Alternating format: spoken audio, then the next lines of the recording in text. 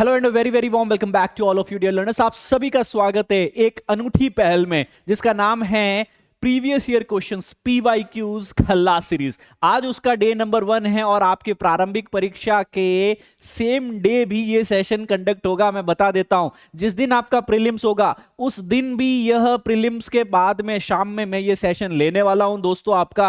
और इस सेशन पे बता दे रहा हूं आपके पास में यह सेशन आज से, चाहे यूपीपीएससी का मार्च के अंदर प्रीलिम्स है, चाहे आपके पास में मई में यूपीएससी का प्रीलिम्स है, उस दिन तक डेली शाम को 7:15 बजे यह सीरीज बेसिकली कंटिन्यू होगी। और ये कलम साक्षी है इस बात की कि हर रोज बेसिकली जो है एक नवाचार आपके सामने लेके आऊंगा, ताकि सिलेबस को कैसे कंप्लीट कर सकते हैं हम लोग हर रोज मात्र 10 20 30 मिनट शाम को निकालिएगा और इस लाइव चैनल के अंतर्गत पार्टिसिपेट कीजिएगा। And I promise you all that you will have a mesmerising view कि सर किस तरीके से आसानी से हम गत वर्ष के प्रश्न पत्रों को समझ पाते हैं, हमारे सिलेबस को किस तरीके से, कंसेप्ट को, सब्जेक्ट को, टॉपिक को आगे बेसिकली हमारी समझ को और बेहतर कर पाए। ठीक है, क्या हम क्लास को आगे बढ़ाएं? यस। चलिए दोस्तों, आज की अंडरस्टैंडिंग को आगे बढ़ाने के अंदर आप सभी का बहुत बहुत ही धन्यवाद। आप सभी का स्वागत है इस क्लास के अंदर। बेसिक्स की मैं बात कर लेता हूं। आपके सामने एक प्रश्न रखा जाएगा, you will have question in front of you. यह एक क्विज सीरीज से भी कम नहीं होगी दोस्तों आपके पास में। इसको मैं अगर कहीं न कहीं क्विज कह दूं तो भी कम नहीं है, इसको मैं कोई प्रैक्टिस कह दूं तो भी कम नहीं है ना। अब कई बच्चे होंगे आपके पास में कि गुरुजी मैंने तो यह जाना ही नहीं, प्रश्न का बेसिक ही पता नहीं, पर फिर क्या मैं कर पाऊंगा? बिल्कुल तुम कर पाओगे। उसका आधार क्या रहेगा कि हम यहां पे उस कंसेप्ट को डिस्कस कर लेंगे। कंसेप्ट को हाथों हाथ उसका बेस जो है वह कहीं कहीं डिस्कस कर लिया जाएगा। तो अगर वो टॉपिक आपने एनसीईआरटी में, रेफरेंस बुक में, क्लासरूम में नहीं भी पढ़ा है, पर करंट अफेयर के कहीं के पीवाईक्यूज में वो आया है, गत वर्षों में पूछा गया है, तो वो कंसेप्ट यहां से इस क्लासेस से, खल्लास सीरीज से अछूता नहीं रहेगा। तो क्या आप सभी लोग तैयार है खल्लास सीरीज का पार्ट बनने के लिए? अगर हाँ, तो मुझे आज अपना फीडबैक क्लास के उपरांत जे सर यूपीएससी के ऊपर लिख के जरूर बताना। ठीक है, तो एक सहज कोशिश है, एक नवाचार, एक इनोवेशन आप तमाम विद्यार्थियों के लिए किया जा रहा है। कंटेक्स्ट यही है कि प्रीलिम्स ना रुके, प्रीलिम्स ना रुके। Are we all clear? क्या आप सभी लोग तैयार हैं इस जर्नी में आगे बढ़ने के लिए? I hope that you all are quite ready to shoot towards the star and get the success with the flying colors, ladies and gentlemen। तो पहला क्वेश्चन दोस्तों आप सभी के सामने कुछ इस प्रकार का देखने को मिलेगा आपको, है ना। जैसे ये इंडियन ज्योग्राफी से रिलेटेड क्वेश्चन है। एल नीनो ला नीना के ऊपर बेसिकली आपके पास में वन स्टेटमेंट दे रखा है आपके पास में कि इसके संदर्भ में निम्नलिखित में से कौन सा कथन सही है। सबसे पहले टाइमिंग का, टाइमर कहीं न कहीं जब आपके सामने है, इसका आपको ध्यातव्य जरूर रखना है कि सर ये टाइमर शुरू हो चुका है, 30 सेकंड में मेरे को सही आंसर होना है। Everyone kindly give me answer. जैसे आप अपनी कॉपी में भी लिख सकते हैं, you will be able to write it in your copy as well, right. आप अपनी कॉपी में क्वेश्चन नंबर 1 2 3 4 कितने क्वेश्चन आपके सही हुए, कहां गलत हुआ, और ये क्वेश्चन गलत हुआ तो क्यों हुआ, और सही हुआ तो चेहरे पे मुस्कान। ठीक है, चलिए दोस्तों पहला क्वेश्चन शुरू करते with reference to the El Nino. कौन सा स्टेटमेंट करेक्ट है? लास्ट ईयर ये प्रश्न आया है यूपी में भी, और इनफैक्ट आपके पास पे सिविल सर्विसेज में, यूपीएससी में भी ये प्रश्न कई बार पूछा गया। दो स्टेटमेंट है। El Nino involve the appearance of the warm current of the coast of the Peru, कि यह पूर्वी प्रशांत में पेरू के तट के पास में गर्म धाराओं की उपस्थिति को बात करता है, राइट। क्या यहां पे गर्म धारा पेरू तट पर पानी का तापमान 10 डिग्री सेल्सियस तक बढ़ा देती हैं, जिससे समुद्र के अंदर प्लैंकटन की मात्रा बढ़ जाती है, जिससे कहीं न कहीं, अच्छा तापमान बढ़ने से क्या फाइटोप्लैंकटन की मात्रा बढ़ जाएगी? तो आप मेरे को यहां पे बताएंगे कौन सा स्टेटमेंट सही है, कौन सा गलत है, जल्दी से। और अच्छा कहां बताएंगे? टेलीग्राम पे कमेंट कर सकते हैं, you can comment in the Telegram. आप अपनी कॉपी में लिख सकते हैं the timer is here. 30 second, exam में 30 सेकेंड में आपको प्रश्न पढ़ के उसका सही उत्तर कहीं न कहीं देना होता है, right. You have the question in front of you, kindly give me the answer, every one of you. ये प्रैक्टिस है, practice makes a man perfect. एक अभ्यर्थी से अधिकारी बनने की जर्नी में अभ्यास कहीं न कहीं जो है वह अछूता नहीं रहना चाहिए दोस्तों, right. Come on everyone, think of it. Statement only 2, B कह रहा है both A and B are correct, C कह रहा है ओनली 1, जबकि डी कह रहा है दोनों ही असत्य हैं, none of above. Yes, come on come on come on. जितने भी स्टूडेंट्स है वो कमेंट करेंगे, जितने भी स्टूडेंट्स है वो रेगुलरली बेसिकली जो है अपनी कॉपी में आंसर लिख करके मेरे को मैसेज डालो कि सर क्वेश्चन नंबर 1 का ये आंसर है। इससे क्या होगा, अकाउंटेबिलिटी तय होगी। जंगल में मोर नाचा किसने देखा, घर पे बैठे अगर सही गलत हुआ तो किसको पता। तो उस सही गलत का कहीं न कहीं आपका सही आंसर है बेटा। बिल्कुल बेटा अंकिता, बहुत ही बढ़िया। यहां पे कई स्टूडेंट जो हैं आंसर दे रहे हैं ए बी सी डी की जगह 1 2 3 4, ये 1 2 3 4 नहीं, यहाँ पे ए बी सी डी या अ ब स द बेसिकली आप आंसर देंगे, ठीक है ना। तो यहां पे आपके पास में सही आंसर है only C, only C is the right answer. C क्या कहता है आपके पास में दोस्तों, केवल एक, मतलब अल नीनो एक यहां पे कहीं न कहीं जो पेरू के कोस्ट के पास में, पेरू के पूर्वी तट के आसपास में बेसिकली देखो द ईस्टर्न पैसिफिक में जो पेरू है आपके पास में, वहां पे वार्म करंट जो है आ जाता है, क्योंकि जनरली पेरूवियन जलधारा जो है वो ठंडी होती है। ठंडी जलधारा को विस्थापित करके गर्म जलधारा वहां पे आ जाती है, इसी को तो एल नीनो कहा जाता है। पर क्या इसके कारण पेरू के तट पर 10 डिग्री तापमान बढ़ जाता है और फाइटोप्लैंक्टन बढ़ जाता है? यह गलत स्टेटमेंट हो गया सर आपके पास में। तो इससे रिलेटेड कंसेप्ट हमको पता होना चाहिए कि जनरली क्या होता है आपके पास में कि पेरू की जलधारा जो है वो ठंडी जलधारा है। नॉर्मल कंडीशन में पैसिफिक ओशन में ट्रेड विंड्स जो चलती हैं दे ब्लो वेस्ट, है ना, वो पश्चिम की तरफ चलती है आपके पास में, क्योंकि पेरू जैसे दक्षिण अमेरिका, ये साउथ अमेरिका, इसके आसपास में होता है हाई प्रेशर। हाई प्रेशर वो यहां से कहीं न कहीं इक्वेटर के आसपास के लो प्रेशर की तरफ बेसिकली बह रहा होता है। हवाओं का, विंड्स का फ्लो होता है, ट्रेड विंड्स इस तरफ होती है, taking the warm water from South America towards the Asia. To replace the warm water, cold water rises from the depth, इसी को अपवेलिंग कहते हैं। El Nino La Nina opposing climate pattern है जो ये अपवेलिंग और डाउनवेलिंग को break कर देते हैं।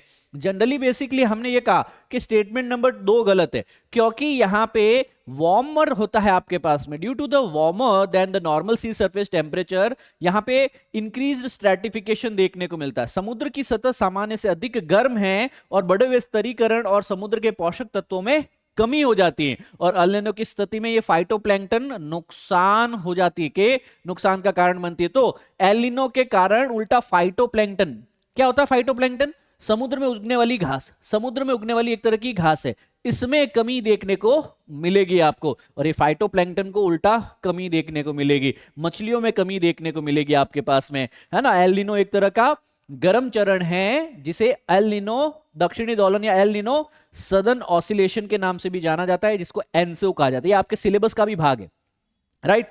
इरेगुलर है आपके पास में, जनरली यहां पे जो है आपके पास में एल नीनो लगभग 2 से 7 साल के इंटरवल में कभी भी हो सकता है, राइट। एल नीनो ये पेरुवियन जलधारा, जो गर्म जलधारा होती है उसकी जगह पे बेसिकली क्या है, जो ये गर्म पानी है वो आ जाता है, ठंडी जलधारा को यहाँ पे विस्थापित कर देता है। हेंस यहाँ पे बेसिकली क्या हो जाता है आपके पास में, लो प्रेशर आ जाता है, और यहाँ पे हो जाता है हाई प्रेशर, तो हवाएं उल्टा बहना शुरू हो जाती है, और जो इंडिया की तरफ आने वाली ट्रेड विंड्स है वो वीक हो जाती है। इसे एल नीनो कहते हैं। एल नीनो में भारत के मानसून पे नकारात्मक प्रभाव पड़ेगा, भारत के मानसून के अंदर बारिश कम होगी, इंडिया की कृषि हो, एग्रीकल्चर हो, उस पर नकारात्मक प्रभाव देखने को मिलेगा, राइट। बिल्कुल राइट, बिल्कुल। तो इस तरीके से हमारा एक प्रश्न हुआ। अगेन क्वेश्चन नंबर 2, 30 सेकेंड, जल्दी से, come on, let's start. Which of the following is not a correctly match? यहां पे एक नदी का नाम दे रखा है, ट्रिब्यूटरी का नाम। गोदावरी की कहीं कहीं सहायक नदी मंजरा है क्या? कावेरी की हेमवती है क्या? महानदी की प्राणहिता है क्या? कृष्णा की मलप्रभा है क्या? यहां पे रिवराइन सिस्टम की बात की गई है, नदी अपवाह तंत्र की बात की गई है, और यह प्रश्न भी आपके पास में जो है प्रीवियस ईयर में पूछा जा चुका है। तो क्या आप तैयार है इसका आंसर करने के लिए? कम ऑन एवरीवन। जिस भी बच्चे का इंटरनेट सही नहीं है प्लीज अपने इंटरनेट को रिचार्ज कीजिए, प्लीज लाइब्रेरी से वीडियोस को देखने की कोशिश कीजिए, या एक प्रॉपर वाईफाई से वीडियो देखिए, ठीक है। चलिए चलिए चलिए, कम on come on every one of you, बच्चा पार्टी, चलो चलो कमेंट करके बताओ ये।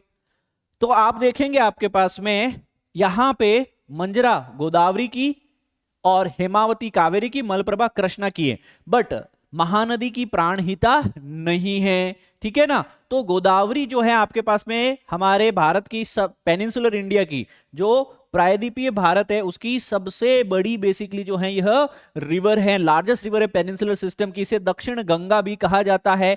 यह त्र्यंबकेश्वर नासिक से, महाराष्ट्र से ओरिजिनेट होती है और बंगाल की खाड़ी में ड्रेन होती है और महाराष्ट्र, तेलंगाना, आंध्र और उड़ीसा 4 राज्यों में बहती है। कौन कौन सी ट्रिब्यूटरी है?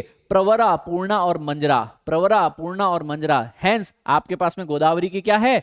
मंजरा। तो इस तरीके से प्रश्न पूछा गया है आपके पास में, ठीक है ना। अच्छा, फिर है आपके पास में महानदी। महानदी कहां है? छत्तीसगढ़, रायपुर, शिवा डिस्ट्रिक्ट है वहां से, है ना, और ये उड़ीसा से होते हुए बंगाल की खाड़ी में जाती है। इसकी कौन कौन सी है महानदी के अंदर? सेवनाथ, जोंग, हसदो, मंद, ओंग, यह 4 बेसिकली देखी गई है।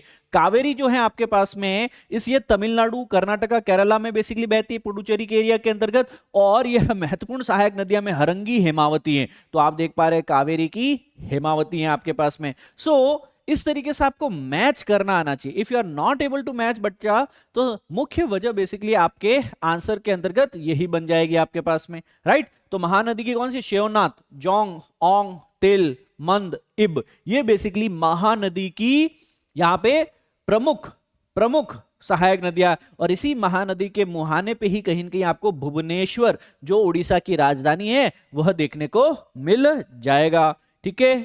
चल, यहां तक ये चीजें क्लियर हो गई। ये प्रश्न सही हुआ या सही नहीं हुआ आपके पास में, जल्दी से बताएंगे। कृष्ण बेसिन जो है वो आंध्रा के अंतर्गत है, आंध्रा, महाराष्ट्र, कर्नाटका। तो कृष्णा की सहायक नदियां क्या है? घटप्रभा, मलप्रभा, भीमा और तुंगभद्रा। तो मलप्रभा किसकी है? कृष्णा की है।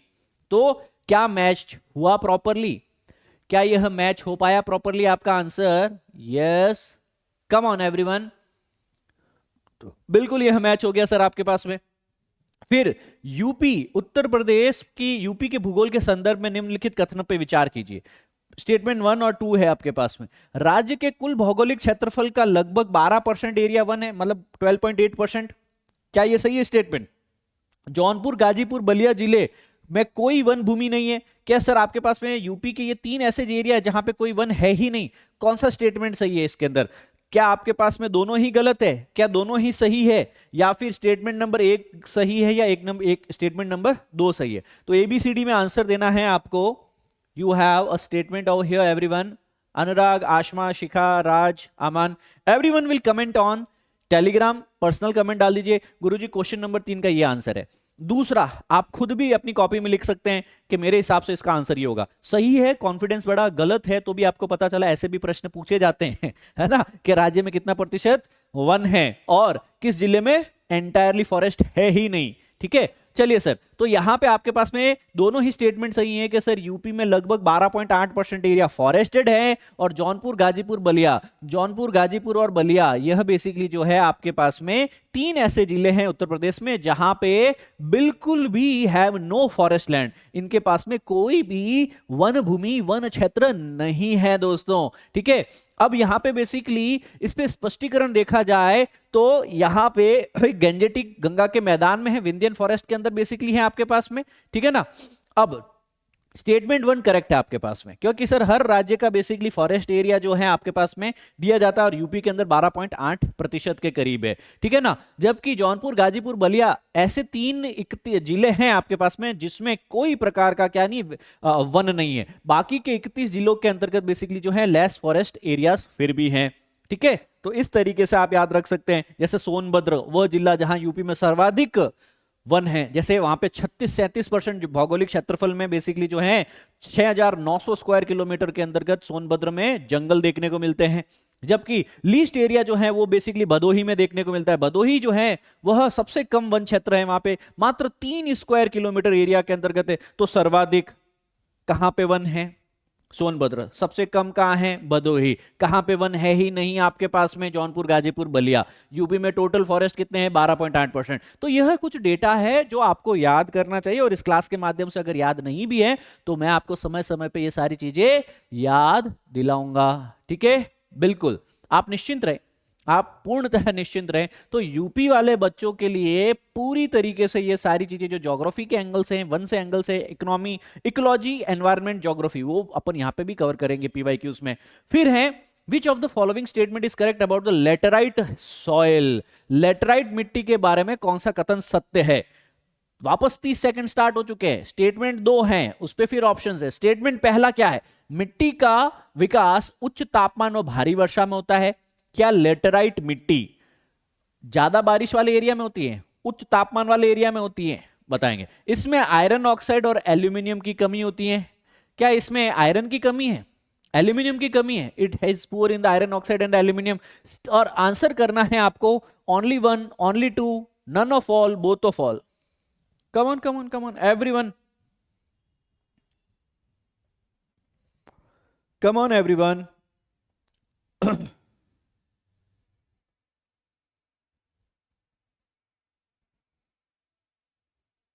कम ऑन आंसर। चलिए, तो यहां पे बेसिकली आपके पास में ओनली वन। कैसे? जब भी आपको लेटराइट मिट्टी चाहिए होगी वो तभी डेवलप होगी सबसे पहले तो गर्म एरिया में, जहां तापमान ज्यादा हो और हैवी रेनफॉल हो, अच्छी खासी बारिश हो। तो जनरली हम ये कहते हैं कि ये प्लेट्यू एरिया में होती है। कहां पे होती है? प्लेट्यू, पठारी एरिया में होती है आपके पास में। फिर आपके पास में ये सॉइल जो है आपके पास में, ये ढीली सतह सामग्री पे ज्यादातर देखने को मिलेगी आपके पास में, है ना। अकार्बनिक कण, कार्बनिक पदार्थ इसमें ज्यादातर होंगे। लेटराइट मिट्टी जो है आपके पास में, इसमें यह कहीं न कहीं जो है वेदरिंग का रिजल्ट के कारण बनती है ना। मौसमी कहीं न कहीं आपके पास में परिणाम है यह। और यहां पे जनरली ट्रॉपिकल सब ट्रॉपिकल रीजन में देखने को मिलेगा, जहां बारिश ज्यादा हो, जहां पे तापमान ज्यादा हो, वहां पे। ठीक है। अब जब बारिश ज्यादा होगी, लीचिंग होगा और आपके पास में जो है न्यूट्रिएंट सारे के सारे जो है कहीं न कहीं पोषक तत्व पानी से बह जाते हैं, दे आर वॉश्ड अवे। जिसमें चूना और सिलिका बह जाते हैं। लास्ट में चूना और सिलिका बह गए, हल्की चीजें पानी के साथ घुल के बह गए जो पानी में घुल सकते। पीछे बचा क्या? पानी में क्या नहीं घुलता? लोहा। पानी में क्या नहीं घुलता? एल्यूमिनियम। तो ऐसी कहीं न कहीं मिट्टी के अंदर लास्ट में क्या बचेगा? लेटराइट सॉइल के अंदर एल्यूमिनियम और आयरन मिलेगा। अब जब बारिश ज्यादा होगी, इनमें पानी मिल जाएगा, तो इनमें एल्यूमिनियम और आयरन, लोहे और एल्यूमिनियम के ऑक्साइड्स सबसे ज्यादा मिलेंगे। राइट। तो स्टेटमेंट नंबर 2 कह रहा था कि इसमें एल्यूमिनियम और आयरन की कमी है, पुअर है। बट नहीं सर, यहां तो बाकी सारी चीजें जो है, सिलिका है, चूना है, वो बह के चला गया। बाकी बचा क्या है आपके पास में? लीचिंग के बाद में बचा है आयरन और एल्यूमिनियम ऑक्साइड्स बचा है। ठीक है। तो आपको पता चला ये सारी चीजें। लेटराइट मिट्टी में फिर चाय है, रबड़ है, कहवा है, सिनकोना है, यह उपजाए जाते हैं सर आपके पास में। चलो सर आगे बढ़ते हैं। 5वां प्रश्न यहां पे बताया जा रहा है, कौन सा पास कौन से यूनियन टेरिटरी में है? सबसे पहले है माना पास। क्या ये हिमाचल में है? अघील पास अरुणाचल में है क्या? नीति पास उत्तराखंड में है क्या? दीपू पास लद्दाख में है क्या? जल्दी से कमेंट करके बताएंगे कौन सा सही सुमेलित। मतलब 3 गलत हैं और 1 सही मैच है। यहां पे 3 गलत हैं और 1 सही मैच है। कम on come on come on, let us give us answer. Less than 30 second में आंसर निकलना चाहिए आपके पास में। चलो क्वेश्चन नंबर 5 का आंसर दे दीजिए। Satya, Ankita, Aman, Yogita, Vishwadeep, Anurag, Jyoti, Simran, Ankita, Prateek, all of you. Come on come on come on everyone. Yes. तो दोस्तों आप यहां पे देखेंगे कि सर उत्तराखंड के अंदर है आपका नीति पास, बाकी सारे जो हैं मिसमैच्ड है। देखिए पासेस जो है माउंटेन्स में जो दर्रे हैं आपके पास में, ठीक है ना, पर्वत श्रृंखलाओं के बीच में जो अंतराल या दरार या दर्रे या पासेस हैं वो पूछे जाते हैं। जैसे आपके पास में माना दर्रा है, वो उत्तराखंड के अंतर्गत स्थित है आपके पास में। ठीक है ना। दुनिया का सबसे ऊंचा मोटरेबल पास है ये, भारत को तिब्बत से जोड़ता है। ठीक है। अघील पास है आपके पास में, लद्दाख के अंतर्गत स्थित है आपके पास में। स्ट्रेटेजिकली इंपॉर्टेंट है क्योंकि इंडो चाइना बॉर्डर के आसपास में, जो लाइन ऑफ एक्चुअल कंट्रोल कहते हैं ना, उसी के पास में है अघील पास आपका। उसके बाद में कहीं न कहीं नीति पास। नीति पास भी बहुत ही महत्वपूर्ण है आपके पास में, क्योंकि यहां से व्यापार हुआ करता था एक वक्त, और आज भी उत्तराखंड को तिब्बत से जोड़ने का काम करता है। ये सिल्क रूट का पार्ट था आपके पास में। और दीफू पास, दीफू पास का है नॉर्थ ईस्ट में, अरुणाचल प्रदेश में। देखो अरुणाचल प्रदेश में आपको दीफू पास देखने को मिलेगा। तो ये पासेस जो हैं, हमारी ज्योग्राफी की क्लासेस में सारी चीजें कंप्लीट हुई हैं बेटा। जो जो मुझसे सक्षम में प्रथम में पढ़े हो, है ना, और कल जो प्रथम के अंदर आक्रोश के जो बच्चे हैं वो कल मेरे से पासेस पढ़ेंगे क्लास में। मैं कल इंडियन ज्योग्राफी के माउंटेन्स में पासेस करवाऊंगा। ठीक है। तो बहुत ही अच्छे से कवर हो जाएगा। Are we all ready? चलिए अगला क्वेश्चन की तरफ बढ़ते हैं। इससे पहले मैंने आपको यहां पे सारे पासेस भी बता दिए। कौन सा पास किस राज्य के अंतर्गत है वह मुख्य मुख्य यहां पे इस डायग्राम में भी दिख जाएगा, जिसकी पीडीएफ मैं ग्रुप में अवेलेबल करा दूंगा। अब है आपके पास में क्वेश्चन नंबर 6। इस क्वेश्चन नंबर 6 में बेसिकली बताया है कि कौन सा स्थान अलकनंदा और भागीरथी नदी का संगम होता है। क्या जब मैंने गंगा रिवर सिस्टम बताया था तब मैंने बताया था आपके पास में कि सर कहां पे बेसिकली अलकनंदा और भागीरथी नदी मिलेगी। अलकनंदा और भागीरथी नदी जो है मिलेगी, उस एरिया को बेसिकली क्या कहेंगे, उसके आगे बेसिकली जो है गंगा होने वाली है। तो हमें पता है इसे देवप्रयाग के नाम से जाना जाएगा और इसके आगे जो है कन्फ्लुएंस को गंगा कहा जाएगा। तो जो अलकनंदा है और भागीरथी नदी है, देवप्रयाग नामक स्थान पर इनका संगम होता है। देवप्रयाग हमारे उत्तराखंड में स्थित है, ये इंपॉर्टेंट तीर्थ स्थल है। और इसे बेसिकली दो नदियों का मिलने के बाद में बेसिकली हम कहते हैं कि सर इसके आगे जो है वो गंगा नदी है। तो गंगा नदी किस दो नदियों का संगम है? अलकनंदा और भागीरथी नदी का संगम है। देवप्रयाग उत्तराखंड से इस संगम के पश्चात इन दोनों नदियों के प्रवाह को गंगा नदी के नाम से जाना जाता है। ठीक है, तो यह भी क्लियर है आपके पास में। जैसे देवप्रयाग पूछा गया आपके पास में, तो विष्णु प्रयाग पूछा जा सकता है। अन्य प्रयागों के ऊपर भी प्रश्न बन सकते हैं, उसके ऊपर भी बेसिकली आपको 4 चौकस रहना चाहिए। अब 7वां प्रश्न 30 सेकंड आपके सामने, जल्दी से बताएंगे। नदियों का नाम और उद्गम स्थल दे रखे हैं कि यमुना नदी क्या सिहवा से निकलती है, कृष्णा क्या नासिक से है, गोदावरी और महानदी। अब यहाँ पे ABCD को 1 2 3 4 से कनेक्ट करना है ना। स्थान है सिहवा, नासिक, महाबलेश्वर, यमुनोत्री। तो यमुना कहां से निकलती है गुरुजी? यमुनोत्री से निकलती है। क्या ये क्लियर हो गया आपके पास में? फिर गोदावरी कहां से निकलती है? गोदावरी कहां से निकलती है? हाँ, तो सर A को 4 में देखो, A को 4 में लगभग 3 ऑप्शन है, तो सर इसके आधार पे नहीं होगा। अब C को 2 के अंदर देखो, सर C को 2 के अंदर बेसिकली एक ऑप्शन देखने को मिल रहा है। तो अगर आपको इतना भी पता है तो भी आप बेसिकली के A4 से कनेक्ट हो रहा है, मतलब यमुना यमुनोत्री से आ रही है और गोदावरी नासिक से निकलती है आपके पास में, मतलब आपके पास में C2 से कनेक्ट हो रहा है, तो भी आप आंसर को सॉल्व कर पाएंगे। मतलब बाकी 2 के उद्गम स्थल नहीं पता है। हालांकि तुम्हें पता होना चाहिए कि कृष्णा नदी जो है आपके पास में वो महाबलेश्वरम से और महानदी जो है वो सिहवा से ओरिजिनेट होती है। इस तरीके से बेसिकली कौन सी नदी कहां से निकलती हैं उसके ओरिजिन सोर्स के ऊपर प्रश्न बनते हैं। तो आपको यह भी पता चल गया कि ज्योग्राफी में किस तरीके के प्रश्न बनने की उच्च संभावनाएं रहने वाली हैं आपकी। ठीक है, चलिए सर, अब है आपके पास में 2 महत्वपूर्ण प्रोजेक्ट दे रखे हैं, शिव समुद्र और कलपक्कम। क्या यह दे आर इंपॉर्टेंट फॉर, क्या यह बेसिकली थर्मल पावर है और परमाणु ऊर्जा के लिए, क्या यह हाइडल पावर और न्यूक्लियर एनर्जी है, क्या यह न्यूक्लियर और हाइडल एनर्जी है, क्या यह सोलर और न्यूक्लियर एनर्जी है? आंसर करके बताएंगे। Comment every one of you, all of you will kindly comment and do let me know, right. चलिए दोस्तों, तो आप देखेंगे कि सर शिव समुद्रम जो है आपके पास में, या फिर आपके पास में शिवाना समुद्र है, यह कहीं न कहीं आपके पास में परमाणु ऊर्जा है, जबकि कलपक्कम जो है यह बेसिकली आपके पास में जल विद्युत ऊर्जा के लिए, क्योंकि ये दोनों ही सुर्खियों में थे आपके पास में। शिवना समुद्र जल विद्युत के लिए महत्वपूर्ण है आपके पास में, ठीक है ना, इसका उपयोग जल विद्युत परियोजना के लिए किया जाता है, और कलपक्कम परमाणु ऊर्जा के लिए। ये गलत हो गया सर आपके पास में, है ना, ये ठीक उल्टा, ये सी नहीं है, इसका बी आंसर सही है। शिव समुद्र जल विद्युत के और कलपक्कम परमाणु ऊर्जा संयंत्र है, ठीक है ना, ये गलत हाईलाइट हो गया था।